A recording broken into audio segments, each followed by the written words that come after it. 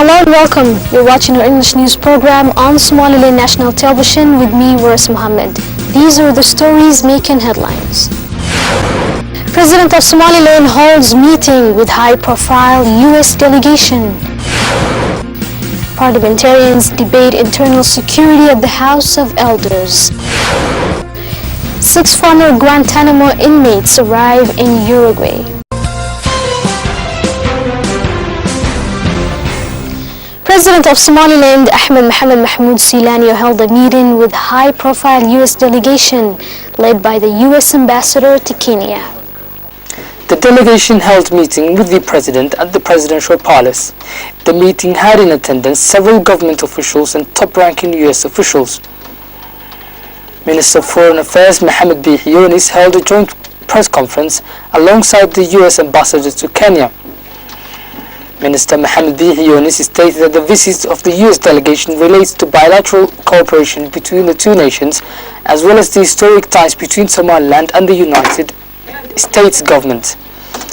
The U.S. ambassador to Kenya, also speaking at the joint press conference, highlighted ongoing political ties between the United States government and Somaliland. The U.S. ambassador stated, "We support here in Hargeisa, but also to of course have very productive interactions with government colleagues. We had very fruitful discussions with the President and various members."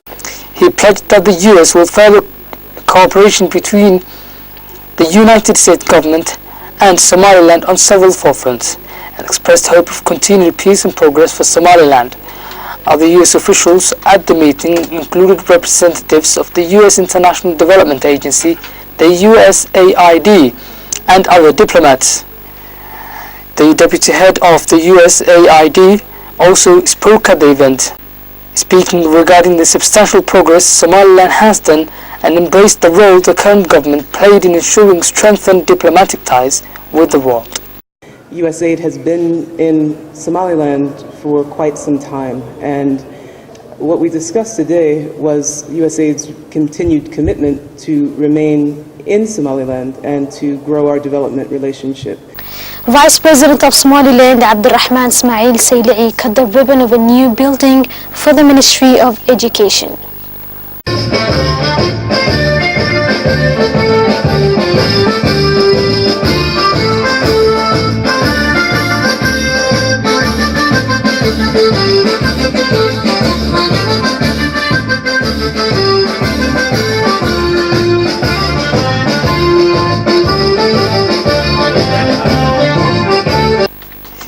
The unveiling event had in attendance several governmental and non-governmental officials. Minister of Education, accompanied by high-profile officials of the ministry, spoke about the importance of the newly built compound for the Ministry of Education and Higher Studies and the role it can play in furthering services for the Somaliland citizens.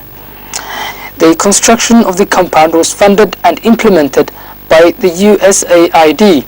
The deputy head of the USAID, speaking at the event, he stated that the US government will continue taking part in development efforts of Somaliland. The event had also keynote speakers, including the US ambassador to Kenya, who admired the progress Somaliland made.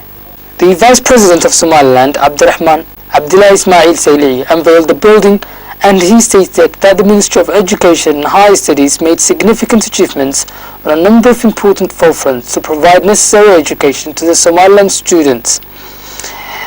The Vice President of Somaliland, Abdurrahman Sayli'i, pointed out prospective development plans and the necessity of education in any developing nation. Parliamentarians at the House of Elders debated issues regarding the internal security during a session held at the House. House of Elders debated security in a session held at the House, which was chaired by the Deputy Speaker Saeed Jama Ali. Parliamentarians discussed the current security situation in Somaliland and the relations between the law enforcement agencies and communities across the country. Some parliamentarians speaking at the event voiced their views regarding the security and sent a stern message to the national courts to implement justice. When the debate was closed, the House of Elders urged courts to take just stance against people who were held for charges against security. Somaliland Minister of Foreign Affairs Mohammed Bihi Yunus informed the media on the recent updates on the diplomatic dialogue between Somaliland and Somalia. Minister of Foreign Affairs said that after the last talks, Somalia have witnessed many security issues which postponed the agreed date for the next dialogue.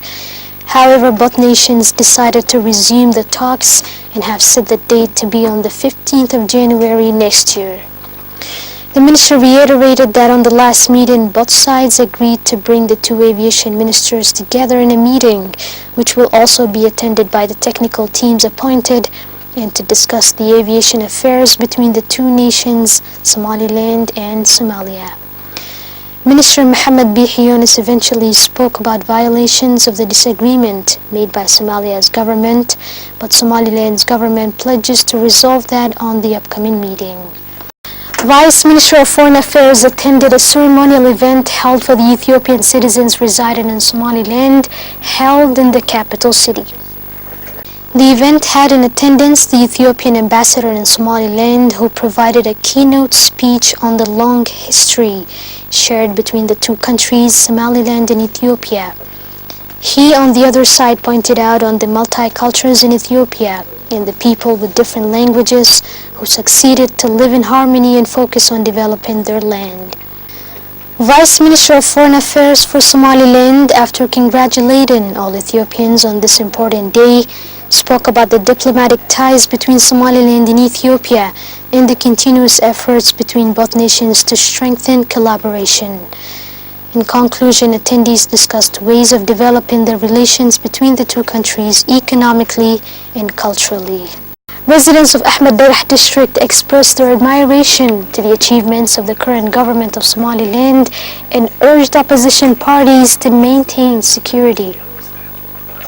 Representatives speaking on behalf of women residing in Ahmed Darah district stated that the current president of Somaliland, Ahmed Mohamed Mohamud Silani, presided over a period of economic growth that led to social cooperation and increased security.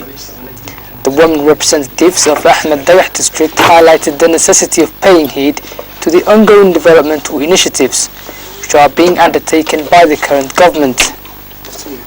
Women representatives urged the citizens to provide cooperation for the government in achieving objectives sought by the country. They also urged opposition figures who always convey statements in inciting violence to preserve security and base their political contests on a democratic platform. You're still tuned into the English News Program on Somaliland National Television, and now for the international headlines.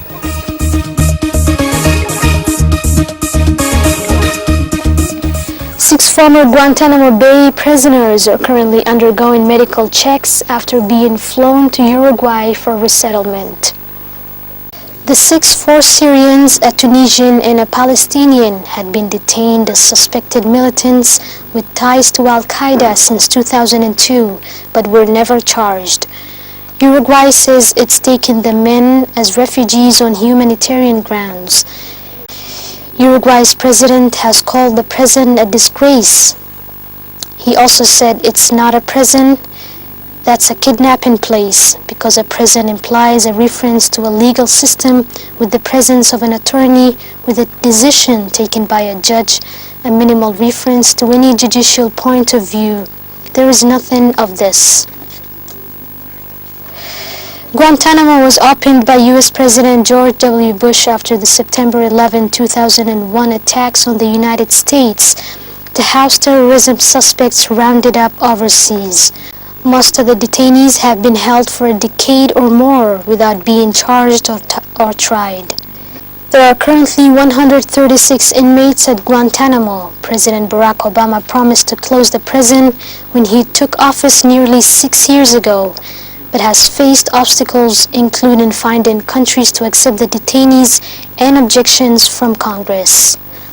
At least 3 people are known to have died after Typhoon Hagibut tore through the central Philippines, bringing with it torrential rains and winds of up to 200 kilometers per hour. The heavy downpour has triggered fears of landslides, and the storm has knocked out power and mobile phone signals.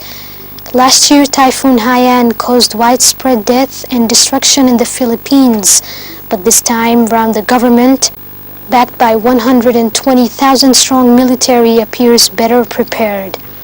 Spokesman for the country's National Disaster Agency, Alexander Pama, said the main problem was gaining access to the stricken areas. He said as soon as the roads are cleared out, air operations can commence, because in some areas right now, like in Samar, we're awaiting the clearance for the aircraft to fly. Traumatized by last year's superstorm, more than 1 million people have fled about 1,000 emergency shelters in an effort to ride out the extreme weather. Thanks for watching. Catch us tomorrow at the same time. Until then, goodbye.